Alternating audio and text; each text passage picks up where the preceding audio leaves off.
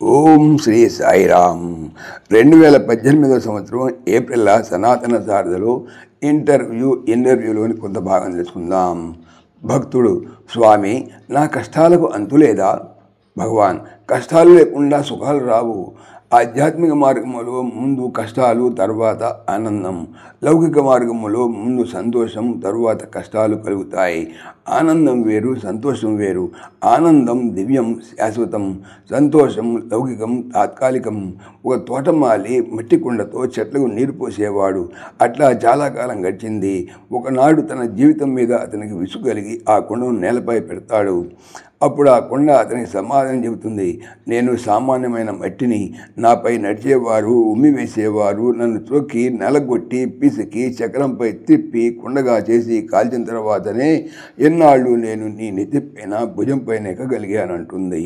భక్తుడు: స్వామి, నన్ను పరీక్ష చేయకండి. మీ పరీక్షకు తట్టుకోలేను. జీవితంలో బాగా అలసిపోయాను. భక్తుడు తర్వాత అడిగిన ప్రశ్నకు భగవాన్ సమాధానం చెప్తున్నారు. ఎవరెవరికి ఏ ఏ తరగతుల్లో ప్రవేశం కావాలనో వాళ్లకు ఆయా పరీక్షలు తప్పవు. నువ్వు ఏ పరీక్షలు పాసు కాకుండా చదువుకున్నావా? 7వ తరగతి పరీక్ష ఇయ్యలేదా?